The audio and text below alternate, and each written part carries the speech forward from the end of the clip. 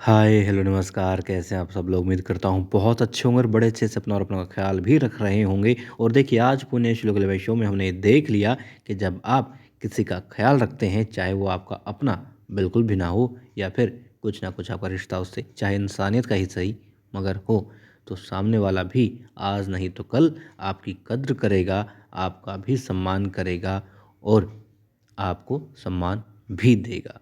और ये चीज़ हमने आज देखी है जब देवी अहिल्या निस्वार्थ भाव से मालवा की जनता के लिए कार्य करती है, खंडेराव होलकर उनका सहयोग करते हैं, तो मालवा की जनता किस प्रकार से उनका सम्मान करती है, उन्हें भगवान की जगह बिठाती है और गुन्नू जी द्वारकाबाई साहिब के बस दिल कदम मतलब हर जगह जहाँ कहें आग लगा देती है। क्यों? क्योंकि इतना सम्मान। वो कहते हैं कि आप चुरा सकते हैं हर चीज़, पद चुरा सकते हैं, कद चुरा सकते हैं, ऐसा लगता है गुरु जी को, मगर जो दिल में जगह बना ली हो, सम्मान जब आ गया हो, भक्ति जब करने लग गए हों प्रजा के लोग, जनता, तो भला राजा का पद आप कैसे छीन सकते हैं? जी हाँ, देखिए आज हमने कुछ ऐसा देखा पुण्य श्लोक लाइव शो में जिसने सोच बदल दी है गुन्नू जी की। जी हाँ, गुन्नू जी अब अपने प्रयासों को छोड़ना चाहते हैं, कहते हैं कि हार मानने में ही भलाई है, खंडेराव होलकर का पद वो कभी भी नहीं पा सकते। जी हाँ, देखिए क्या होता है, शुरुआत होती है देवी अहिल्या और खंडेराव होलकर एक साथ होते हैं। देवी अहिल्या ने दीपावली के लिए नए वस्त्र पहने हुए होते हैं, वो तैयार हो रही होती है, खंडेराव होलकर वहाँ पहुँच जाते हैं, कहते हैं बहुत सुंदर लग रही हो तुम। और देखिए देवी अहिल्या तो खैर हैं ही सुंदर, मगर जो इंसान दिल से सुंदर हो, कर्म से सुंदर हो, वचन से सुंदर हो, वो कभी भी कहीं भी किसी भी परिस्थिति में किसी को भी सुंदर ही लगता है। खैर लौटते हैं शो में वापस और फिर यहाँ क्या देखते हैं, खंडेराव होलकर देवलिया की खूब तारीफ करते हैं और फिर कहते हैं बस एक कमी है। देवलिया पूछती क्या कमी है?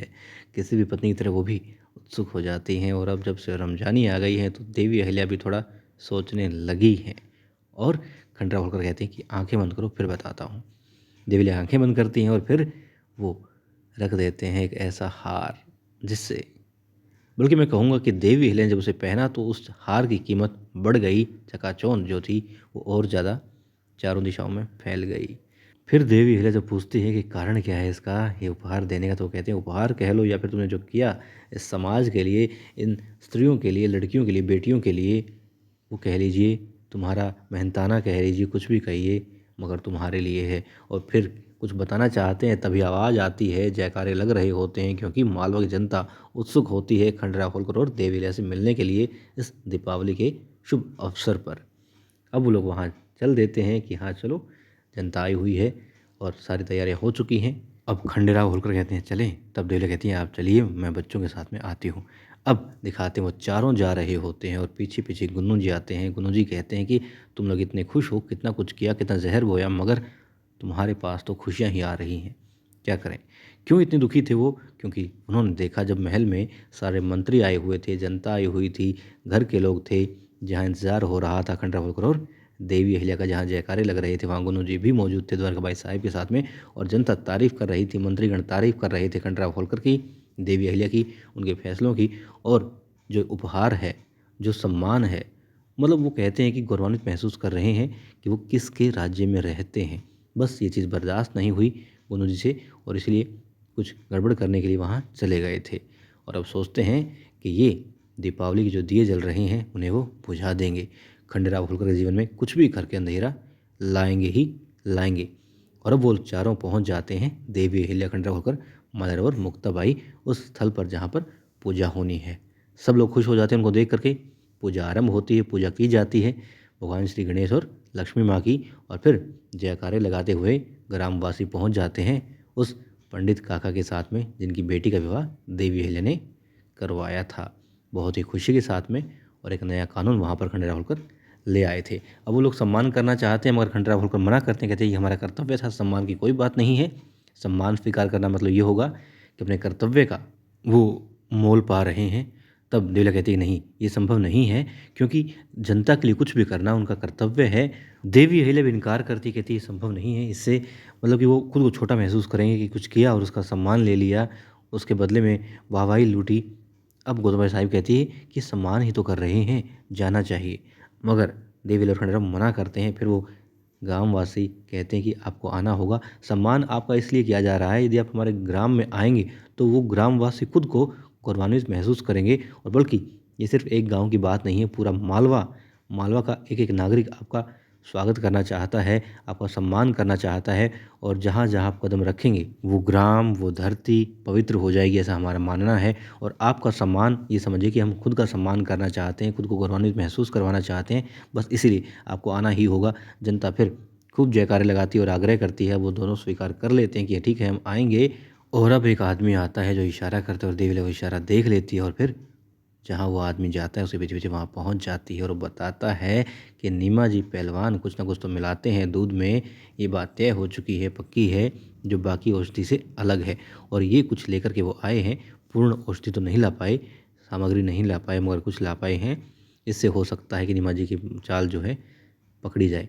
देवी कहती है ठीक है, इसकी मैं जाँच करवाऊँगी। और देवी का जो शक था वो यकीन में बदल चुका होता है, क्योंकि वो दिखाते हैं कि देवी अहिल्या ने खंडेराव होलकर को वो औषधि लेने से मना कर दिया जो नीमा पहलवान दे रहे थे। अब नीमा पहलवान देना चाहते हैं, मगर देवी कहती है नहीं, राजवैद्य ने मना किया है कि 2 दिन तक वो कोई और दूसरी औषधि नहीं लेंगे, वही लेंगे जो सिर्फ राजवैद्य ने दी है। और ये बात जब देवी ने कही थी, उन्होंने मुड़ करके देखा था, क्या हाल हो गया था नीमा पहलवान का, उनके चेहरे के भाव बदल चुके थे, वो बेचैन हो गए थे। यानी कुछ ना कुछ तो गड़बड़ वो करते हैं। बस देवी कहती है बहुत जल्द दीपावली पर्व की समाप्ति से पहले या उस तक नीमा पहलवान और इस औषधि का प्रकरण खत्म हो जाएगा। और फिर दिखाते हैं गुन्नू जी बेचारे हारे थके रोते हुए पहुंच जाते हैं और जाम छलकाते हैं, रो रहे होते हैं। रास्ते में कोई हाथ पकड़ लेता है।